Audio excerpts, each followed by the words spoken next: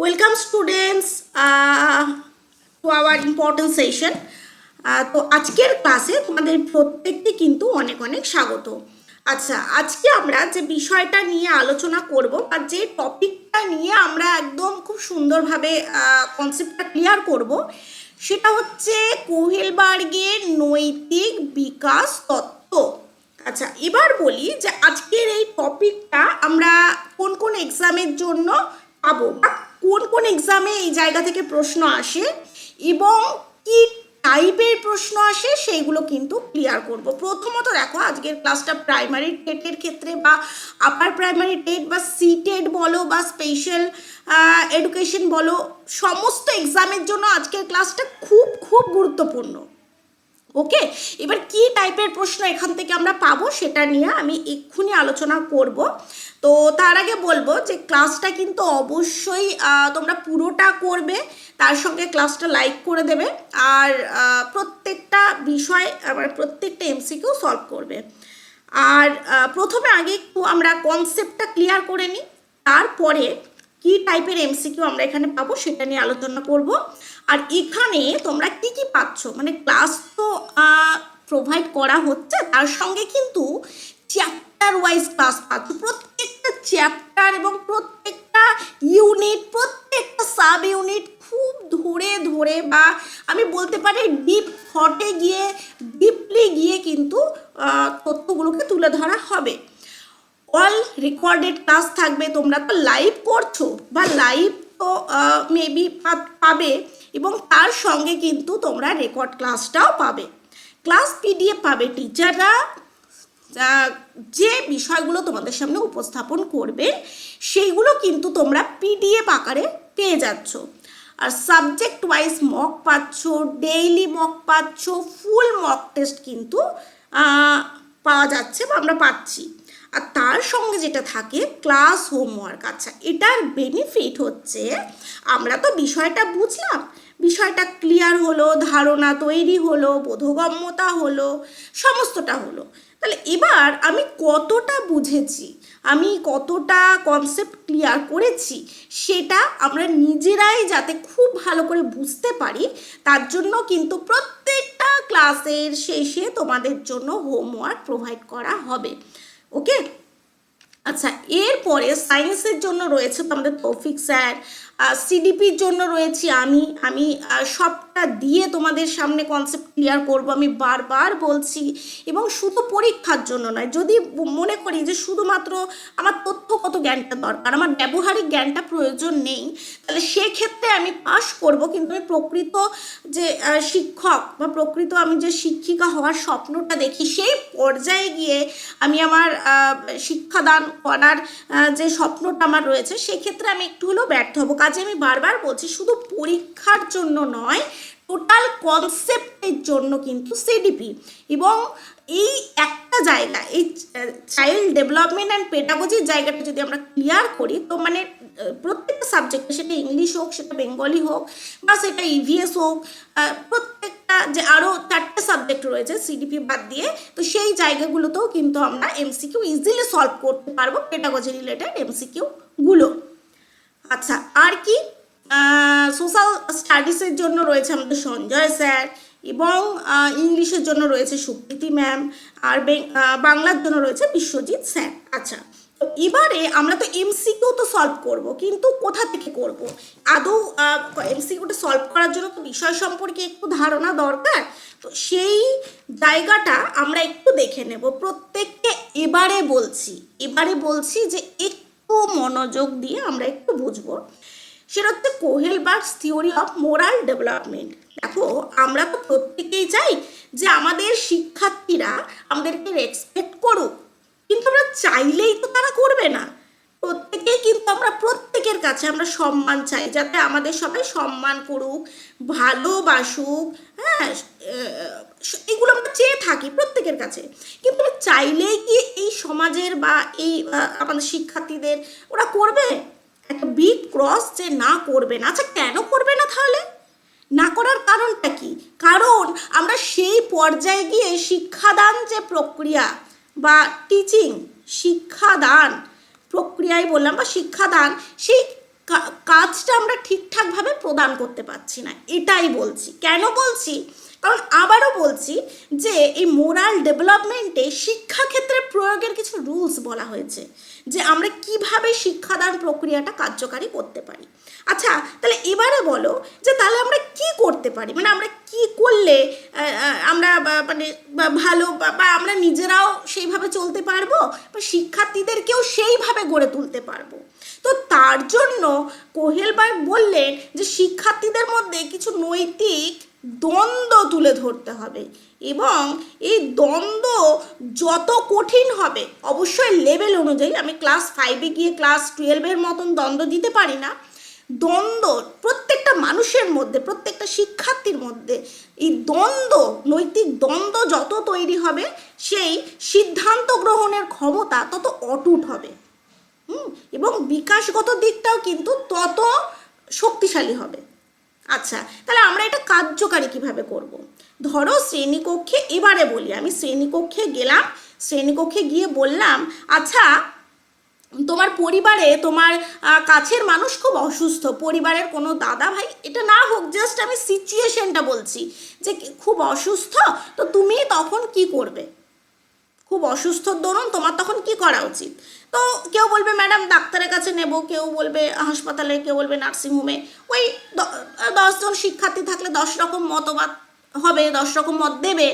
তো তারপরে আমি যদি বলি আচ্ছা তুমি তো ডাক্তারের কাছে নেবে বা চেম্বারে নেবে বা আউটডোরে নেবে, হাসপাতালে যাই হোক নেবে, কিন্তু যদি তোমার কাছে পর্যাপ্ত পরিমাণে টাকা না থাকে তাহলে তুমি কি করবে? কি করবে? তুমি তখন বলবে ম্যাডাম হেল্প নেব। আচ্ছা, তুমি হেল্প চাইছো কিন্তু তুমি হেল্প পাচ্ছ না, তুমি হেল্প চাইছো সমাজের কাছে, দুনিয়ার কাছে, কিন্তু হেল্প পাচ্ছ না, তখন তুমি কি করবে? আচ্ছা, কেউ বলবে, কেউ নানা রকম সিদ্ধান্ত দেবে, তার মধ্যে কেউ বলবে যে তাহলে এই ক্ষেত্রে কি মানে তোমার ইমিডিয়েট মেডিসিনটা লাগছে, ইমিডিয়েট ব্যবস্থা করতে হবে, তাহলে তুমি কি করবে? আচ্ছা, এবার এখানে আমরা কোহেলবার্গের নৈতিক বিকাশ তত্ত্বতে একটা কথা পাই, চুরি। আচ্ছা, আমরা তো জানি যে চুরি করা অন্যায়, চুরি করা অন্যায়।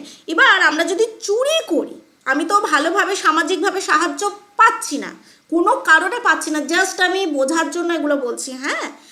তো আমি চুরি করলাম, তো এটা তো অন্যায়, এটা তো আইনসম্মত নয়, আইনগত দিক থেকে তো এটা অন্যায়, তাহলে আমি কি করব? আচ্ছা, এবার কোহেলবার্গ বলছে ষষ্ঠ স্টেজে, মানে একদম তৃতীয় পর্যায়ে, যেটা উত্তর প্রথাগত পর্যায়, যেটাকে আমরা বলতে পারি পোস্ট কনভেনশনাল স্টেজ, আমি একটু পরে আসছি, সেখানের যে ষষ্ঠ স্তরটা রয়েছে, সেখানে বলা হচ্ছে মানে যে বিবেকের দ্বারা নিয়ন্ত্রিত, বিবেকের দ্বারা নিয়ন্ত্রিত। আচ্ছা, তো বিবেকের সঙ্গে অন্যায়ের কি সম্পর্ক বা আইনগত দিকের কি সম্পর্ক?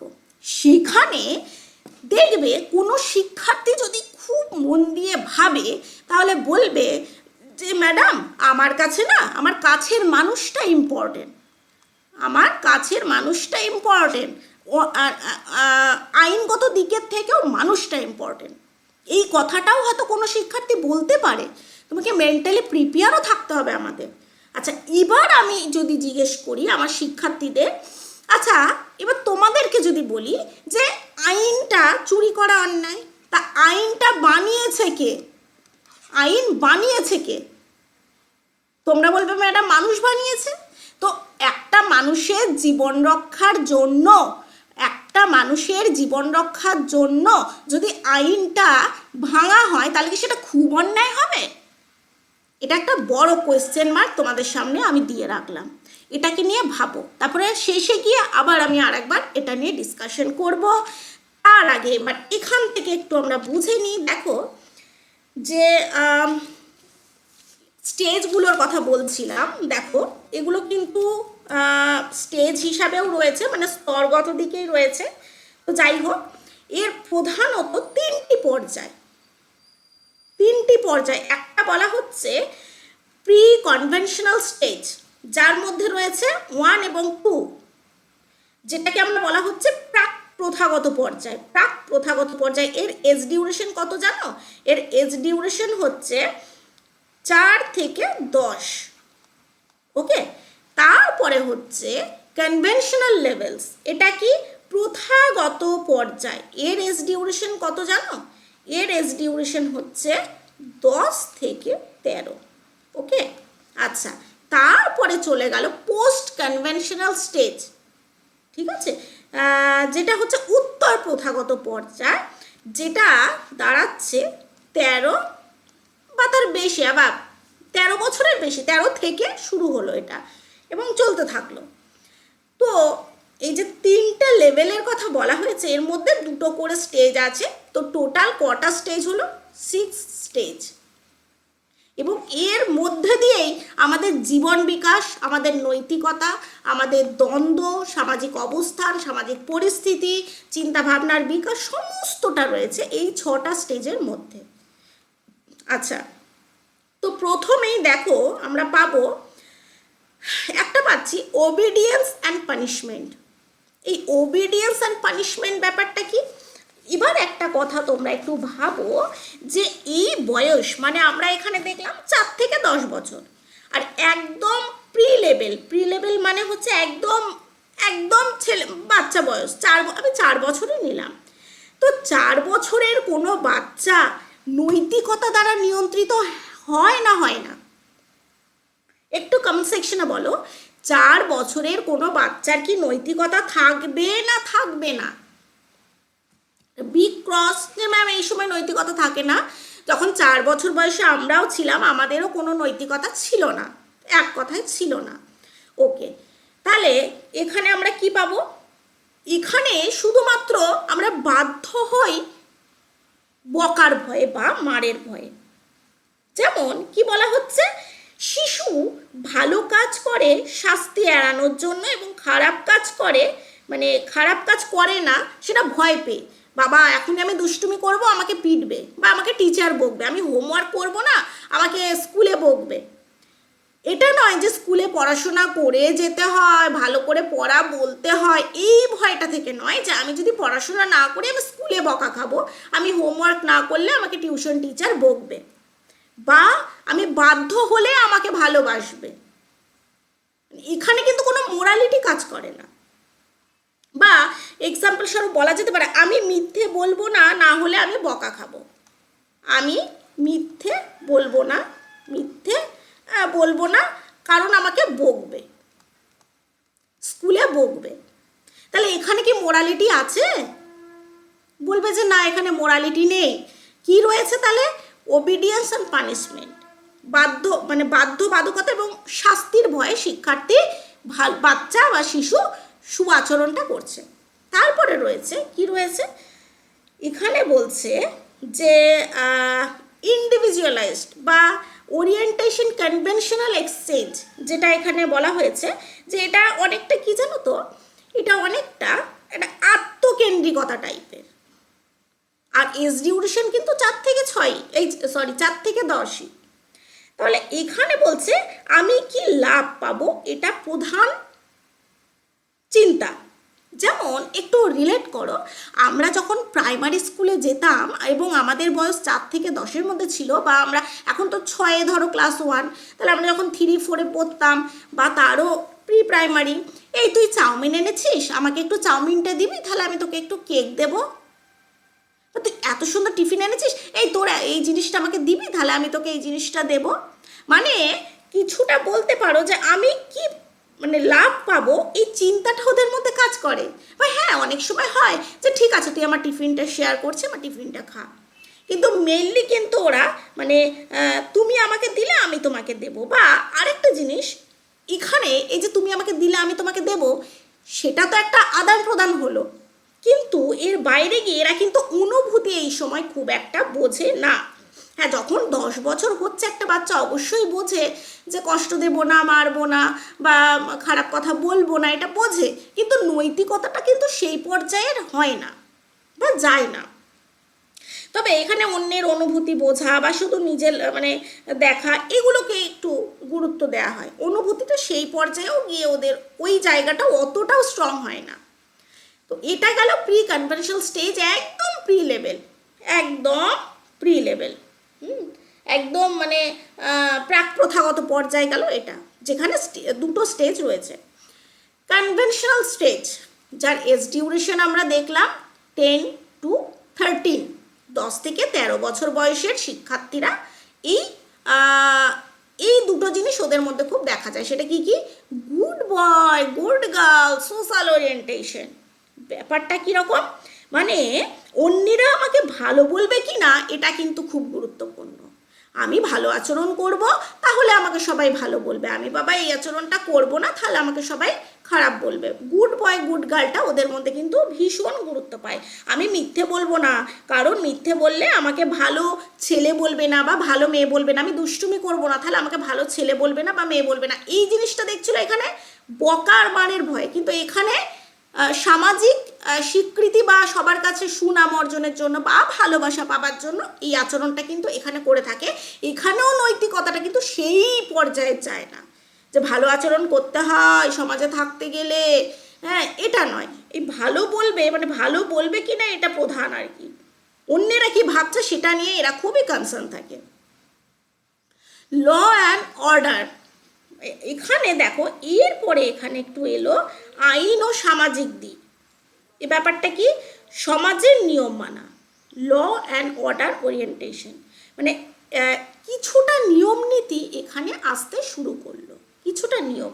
যেমন আইন ভাঙা মানে ভুল, এটা কিন্তু একটু একটু বুঝতে শিখলো যে কিছুটা আইন ভাঙা বা এটা সমাজের একটা রুলস, এটা ভাঙলে সেটা অন্যায় হবে, এটা বুঝলো। বা দায়িত্ববোধ একটু তৈরি হচ্ছে এখানে।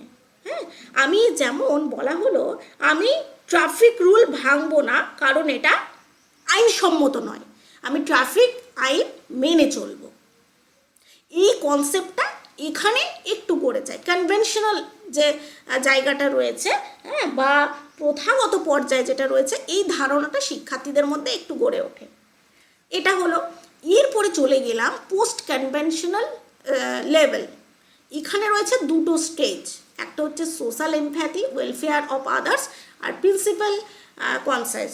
সেটা ব্যাপারটা হচ্ছে social empathy, welfare of others, এই ব্যাপারটাতে একটু বলা যেতে পারে যে এই স্টেজে ওরা না একটু যুক্তির দ্বারা নিয়ন্ত্রিত হয় অনেক সময়, মানে একটু যুক্তি বিষয়টাকে ওরা গুরুত্ব দেয়। মানে আইন সবসময় সঠিক নাও হতে পারে, যুক্তি দিয়ে বিচার করতে শেখে। যেমন একটু আগে তোমাদের একটা এক্সাম্পল দিলাম যে চুরি করা বেশি অন্যায় না একটা মানুষকে বাঁচানোর জন্য চুরি করা শ্রেয়, এই জায়গাটা কিন্তু ওরা বুঝতে শেখে। তখন ওরা অনেকে বলবে যে না, এই যে আইন, আইন তো মানুষ তৈরি করেছে, তো সেই মানুষকে বাঁচাতে গেলে যদি কেউ নিরুপায় হয়ে চুরি করে তো সেটা ঠিক আছে। যুক্তিবোধটা তখন ওদের মধ্যে কিন্তু একটু কাজ করে। বোঝা গেল? আর একটা কি, আর একটা যেটা রয়েছে মানে আর বিষয়টা হচ্ছে মানে কোনো আইন যদি অন্যায় হয় সেটা কিন্তু পরিবর্তন করা যায়, যেটা কিন্তু এই স্টেজেও বোঝে না আইন আইন, কিন্তু এখানে যুক্তি দিয়ে ওরা চেষ্টা করে যে আইন যদি অন্যায় হয় তো সেটাকে পরিবর্তন করা যায়। আর একটা যেটা আমরা দেখতে পাচ্ছি সেটা হচ্ছে এটাকে বলা যেতে পারে ইউনিভার্সাল এথিক্যাল প্রিন্সিপাল ওরিয়েন্টেশন, তো যেটা হচ্ছে বিবেকের দ্বারা নিয়ন্ত্রিত। এখানে কিন্তু বিবেক ভীষণ গুরুত্বপূর্ণ, বিবেকটা খুব গুরুত্বপূর্ণ। স্টেজ 6 পোস্ট কনভেনশনাল লেভেলসের মধ্যে, মানে এখানে নিজের বিবেকই সর্বোচ্চ নৈতিক নির্দেশক। মানে আরেকটা জিনিস সেটা মনে রাখতে হবে, এই যে 6 নাম্বার যে স্টেজটা, এখানে কিন্তু খুব কম মানুষই পৌঁছায়, খুব কম মানুষ পৌঁছায়। হ্যাঁ, নিজের বিবেকের সর্বোচ্চ নৈতিক নির্দেশক এখানে কিন্তু খুব কম, মানে আইন ভাঙলেও নৈতিকভাবে সঠিক হতে পারে বা খুব অল্প মানুষ কিন্তু এই স্টেজে পৌঁছয় এখানে, কারণ বিবেকটা তো খুব গুরুত্বপূর্ণ। আর বিবেক দিয়ে ওরা কিন্তু এখানে যাচাই বা বিচার করে। বোঝা গেল? আশা করি মোটামুটিভাবে আমাদের কনসেপ্ট একটু ক্লিয়ার হয়েছে। এবারে আমরা এই রিলেটেড কিছু এমসিকিউ সলভ করব। ওকে, এখানেও দেখো আমাদের বোঝার সুবিধার্থে আর একটা বিষয় রয়েছে post conventional stage, conventional level এবং প্রি কনভেনশনাল লেভেল, আর এগুলো যেটা রয়েছে টোটাল 6 স্টেজ। ওকে, চলো এবারে আমাদের প্রথম প্রশ্ন দেখো, মিতা এমন কাজ করে যাতে সবাই তাকে ভালো মেয়ে হিসাবে গ্রহণ করে। তো নৈতিক আচরণ যা সামাজিক নিয়ম মেনে চলে, স্বার্থভিত্তিক বিনিময়মূলক আচরণ, সামাজিক অনুমোদন ও সম্পর্ক রক্ষার উদ্দেশ্য, সার্বজনীন নৈতিক নীতির অনুসরণ। কি হবে আমাদের সঠিক উত্তর? এটা কিন্তু তোমরা একটু সলভ করো। হ্যাঁ, এটার সঠিক উত্তর আমরা করতে পারি অপশন সি, সামাজিক অনুমোদন ও সম্পর্ক রক্ষার উদ্দেশ্য। কারণ মিতা এমন কাজ করে যাতে সবাই তাকে ভালো মেয়ে হিসাবে গ্রহণ করে। এবার তোমরা একটু কমেন্ট সেকশনে জানাবে এই ভালো মেয়ে ভালো ছেলে এটা ঠিক কোন স্টেজে রয়েছে, এটা কোন স্টেজ, এটা তোমরা একটু কমেন্ট সেকশনে জানাবে। সেকেন্ড কোয়েশ্চেন আমরা দেখে নেব। সুমন আইন মেনে চলে কারণ সে মনে করে এতে সমাজে শৃঙ্খলা বজায় থাকে। সামাজিক চুক্তির ভিত্তিতে আইন মূল্যায়ন, সামাজিক শৃঙ্খলা ও কর্তব্যবোধ দ্বারা পরিচালিত আচরণ, ব্যক্তিগত নৈতিক নীতির প্রতি অটল থাকা, পারস্পরিক সুবিধার জন্য নিয়ম মানা। বলো এটার সঠিক উত্তর কি হতে পারে? সুমন আইন মেনে চলে কারণ সে মনে করে এতে সমাজে শৃঙ্খলা বজায় থাকবে, বা তোমাদের উত্তর তো বলছো এটা কোন স্টেজ, এটা একটু বলবে কোন লেভেলের কোন স্টেজ, এটা কমেন্ট সেকশনে উত্তর করতে হবে। বলো এটার সঠিক উত্তর আমরা বলতে পারি সামাজিক শৃঙ্খলা ও কর্তব্যবোধ দ্বারা পরিচালিত আচরণ। ওকে, পরের প্রশ্ন দেখে নাও। রিনা মনে করে অন্যায় আইন পরিবর্তন করা উচিত। তাহলে এটা কোন স্টেজে বা কোন লেভেলে সেটা একটু রিমাইন্ড করো এবং কমেন্ট সেকশনে জানাও। সামাজিক নিয়মের প্রতি অন্ধ আনুগত্য, ব্যক্তিগত লাভের ভিত্তিতে সিদ্ধান্ত, সামাজিক চুক্তি ও ন্যায় বিচারের ভিত্তিতে মূল্যায়ন, শাস্তির ভয় থেকে আচরণ নিয়ন্ত্রণ। বলো এটা কি হতে পারে? এটার সঠিক উত্তর আমরা কি নিতে পারি? রিনা মনে করে অন্যায় আইন পরিবর্তন করা উচিত, এটা কোন লেভেল বা কোন স্টেজ? দেখো সামাজিক চুক্তি ও ন্যায় বিচারের ভিত্তিতে কিন্তু মূল্যায়ন। যেমন ওই যে চুরির ব্যাপারটা বললাম, যে একটা মানুষকে বাঁচানোর জন্য যদি চুরি করে তা সেটা কতটা শাস্তিযোগ্য হতে পারে বা কতটা অন্যায় হতে পারে, সেটা কিন্তু এই লেভেলের শিক্ষার্থীরা ভেবে দেখবে। সেখানে আমরা শুধু এই দৃষ্টিভঙ্গি দেখবো না যে চুরি করেছে মানেই অন্যায়, তাকে শাস্তি পেতে হবে। এখানে যুক্তিবোধ কাজ করবে। কোয়েশ্চেন নাম্বার 4টা দেখো। একজন ছাত্র শিক্ষককে সাহায্য করে কারণ ভবিষ্যতে সে সাহায্য পেতে পারে। তাহলে তুমি আমাকে চকলেট দাও, আমি তোমাকে ম্যাগি দেব, এটা একটু একটু মনে করে নাও। সামাজিক স্বীকৃতি অর্জনের প্রয়াস, পারস্পরিক বিনিময় ও স্বার্থকেন্দ্রিক চিন্তা, আইন মেনে চলার মানসিকতা, নৈতিক আদর্শের প্রতি প্রতিশ্রুতি। বলো এটা কি হবে? এটা আমরা করতে পারি পারস্পরিক বিনিময় ও স্বার্থকেন্দ্রিক চিন্তা। সামাজিক স্বীকৃতি অর্জন না, সামাজিক স্বীকৃতি। কোয়েশ্চেন 4। পরের প্রশ্ন আমরা দেখে নেব। একজন ব্যক্তি নিয়ম মানে কারণ সে চায় সমাজ তাকে গ্রহণ করুক বা সমাজ তাকে ভালোবাসুক। সামাজিক চুক্তির ভিত্তিতে ন্যায় বিচার মূল্যায়ন, সামাজিক অনুমোদন ও সম্পর্ক রক্ষার চেষ্টা, শাস্তি এড়ানোর জন্য আচরণ নিয়ন্ত্রণ, আইন ও কর্তব্যের প্রতি আনুগত্য। বলো কি হবে? নিয়ম মানে কারণ সে চায় সমাজ তাকে গ্রহণ করুক, এটা হ্যাঁ সামাজিক অনুমোদন ও সম্পর্ক রক্ষার চেষ্টা, সামাজিক অনুমোদন। হ্যাঁ আচ্ছা, সামাজিক চুক্তির ভিত্তিতে না। পরের প্রশ্ন কোয়েশ্চেন নাম্বার 6। একজন ব্যক্তি আইন ভাঙে কারণ সে মনে করে মানুষের জীবন রক্ষা করা বেশি গুরুত্বপূর্ণ। আমাদের এই এক্সাম্পলটাকেই রিলেট করে উত্তর দাও। যে আইন ও শৃঙ্খলা বজায় রাখার মানসিকতা, সামাজিক চুক্তির পুনর্মূল্যায়ন, সার্বজনীন নৈতিক নীতির অনুসরণ, ব্যক্তিগত লাভের ভিত্তিতে সিদ্ধান্ত। কি হবে সঠিক উত্তর?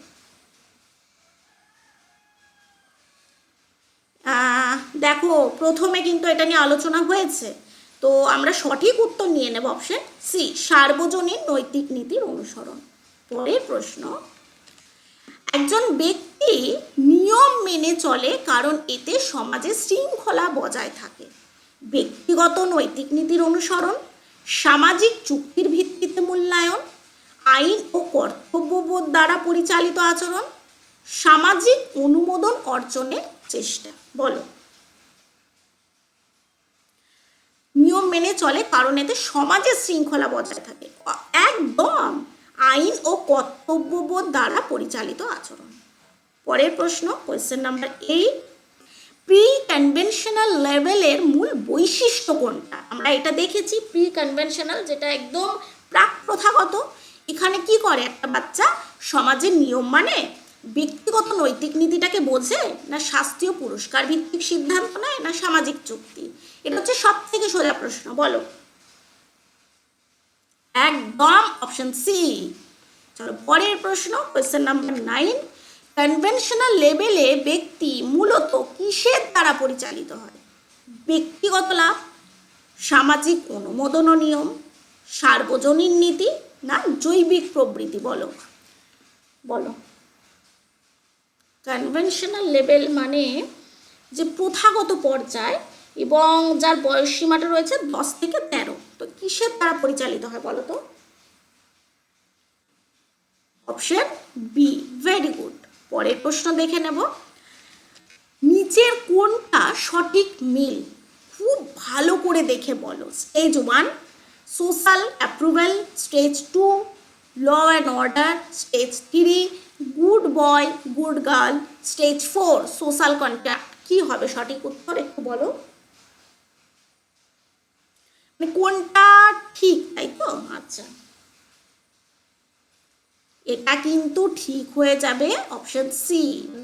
সিটা স্টেজ 3 যেটা আমরা দেখেছিলাম যে অন্যের অনুমোদন দ্বারা নিয়ন্ত্রিত। অন্যের অনুমোদন দ্বারা নিয়ন্ত্রিত। আমি ভালো আচরণ করব না খারাপ আচরণ করব সেটা অনেকটা নির্ভর করছে যে অন্যেরা আমাকে কোন দৃষ্টিভঙ্গিতে কিন্তু দেখছে। ঠিক আছে, এখানে ইন্ডিপেন্ডেন্ট বলতে পারো মোরাল থিঙ্কিং, এই থিঙ্কিংয়ের ওপর কিন্তু আচরণটা অনেকটা নির্ভর করছে। বোঝা গেল? এবারে তোমাদের আমি বেশ কিছু হোমওয়ার্ক প্রোভাইড করলাম আজকের ক্লাস থেকে। তোমরা হোমওয়ার্কগুলো অবশ্যই কিন্তু প্রত্যেকে অ্যাটেন্ড করবে। আর যদি কোথাও কোনো সমস্যা থাকে সেটা অবশ্যই জানাবে। ওকে, তো আজ এই পর্যন্তই। সকলে ভালো থাকো, সুস্থ থাকো। আমরা কিন্তু পরের ক্লাসে বাকি এমসিকিউগুলো বা এই রিলেটেড বিষয়গুলো সলভ করব।